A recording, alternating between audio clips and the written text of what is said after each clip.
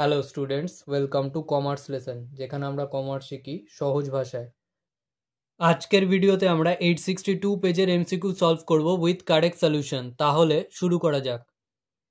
Opening balance of raw materials 50 units at the rate ₹4, পারচেজেস 150 units at the rate ₹6, issues 100 units. Value of closing stock under weighted average price method is ₹600, ₹500, ₹550, none of these. এটার answer হবে ₹550। এটা solution আমরা শেষে দেখব।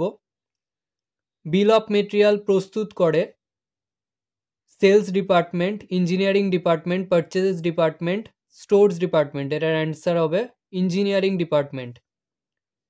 First in first out পদ্ধতি প্রযোজ্য হয় বা method of pricing material issues is applicable during inflation, deflation, stable condition of price, when price are fluctuating. এটার অ্যান্সার হবে ডিফ্লেশন। স্টোরস লেজার প্রস্তুতের সময় নিচের কোনটি ব্যবহৃত হয় না? Stores requisition, name and code number of raw material, goods received note, purchase requisition. এটার অ্যান্সার হবে purchase requisition.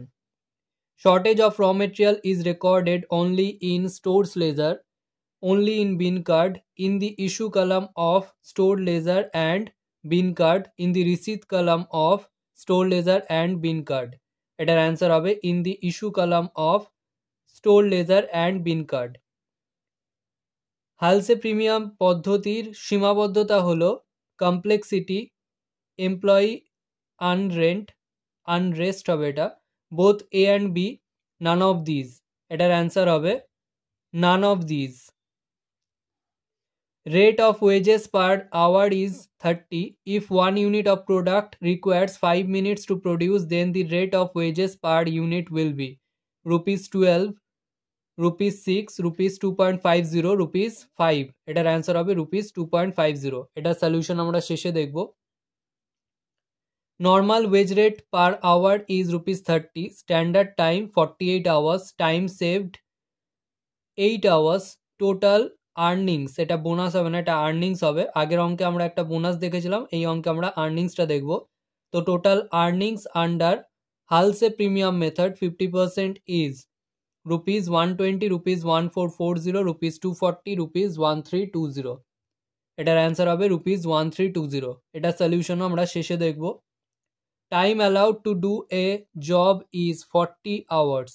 The percentage of efficiency of a worker who has completed the job worked out at 125%. Time taken to complete the job is 32 hours, 48 hours, 50 hours, 36 hours. এটার answer হবে 32 hours। এটা সলিউশনও আমরা শেষে দেখব। According to behavior, overheads are classified into fixed and variable overhead, fixed and semi-variable overhead, variable and semi-variable overhead, fixed, variable and semi-variable overhead. এটার answer হবে fixed, variable and semi-variable overhead. The overhead whose one part is fixed and other part is variable is known as fixed overhead, variable overhead, semi-variable overhead, none of these. এটার answer হবে semi-variable overhead. Advertisement expenses are included in which of the following overhead? Selling overheads, distribution overhead, factory overhead, office and administrative overhead. এটার answer হবে selling overhead. Under the Income Tax Act 1961, which sections deal with income from house property? Section 5 to section 10, section 15 to section 20, section 22 to section 27, section 30 to section 35. এটার answer হবে section 22 to section 27. Percentage of standard deduction allowed on net annual value under section 24 will be 20%, 30%, 10%, 25%. এটার answer হবে 30%. Municipal value of a let out property is ₹50,000, annual fair rent is ₹40,000, standard rent is ₹45,000 per annum, actual rent is ₹3,000 per month. Compute gross annual value ₹50,000, ₹45,000, ₹40,000, ₹36,000. এটার answer হবে ₹45,000। এটা solution আমরা শেষে দেখব। Which section of Income Tax Act 1961 mentions the basis of charge for capital gain. Section 45 subsection 1 এটা 1 হবে 11 নয়. Section 54, Section 54B, Section 54F এটার অ্যান্সার হবে Section 45 subsection 1. How many capital assets are there? 2, 3, 4, none of these. এটার answer হবে 2. If the net annual value of a let out house is rupees 80,000, then the taxable income from house property will be rupees 24,000, rupees 56,000, rupees 80,000, rupees 1,04,000. এটার answer হবে rupees 56,000. তো এখানে আমাদের net annual value বলা আছে 80,000, তো তার থেকে স্ট্যান্ডার্ড ডিডাকশনটা বাদ যাবে, তো এটা 30%, মানে 8 3 24, তো 80,000 এর থেকে 24,000 মাইনাস করলে 56,000. Transfer of capital assets means sale only, exchange only, relinquishment only, all of these. এটার অ্যান্সার হবে all of these. Which of the following is not a capital asset? Self-occupied residential house, stock in trade, jewelry, shares of a company. এটার answer হবে stock in trade. Prize money bracket gross own for horse race rupees 50,000, expenses incurred rupees 12,000, taxable amount of winning from race horse বা horse race will be 38,000, 50,000, 62,000, none of these. এটার answer হবে যেটা gross ছিল সেটাই 50,000. এখানে expenses ইনকারটা consider করা হয় না স্পেকুলেশন ইনকামের ক্ষেত্রে. Srimati Reena Roy receives rupees 3,000 per month as family pension under the Income Tax Act. The amount of deduction available while computing income from family pension is rupees 12,000, rupees 30,000, rupees 15,000, rupees 1,000. এটার answer হবে rupees 12,000. এটা solution আমরা শেষে দেখব. Salary received by MP MLA will be taxable under the head income from salary, income from business profession, income from other sources, none of these. এটার answer হবে income from other sources. Under which section of income tax act and income will be taxable under the head income from other sources? Section 45, section 22, section 56, section 15 বা 15. এটার answer হবে section 56. Next আমরা MCQ এর সলিউশনগুলো দেখে নিই. তো 7 নম্বরের অঙ্কে বলা আছে wage rate per hour rupees 30 আর 1 unit requires 5 minutes to produce. একটা ইউনিট তৈরি করতে 5 মিনিট লাগে.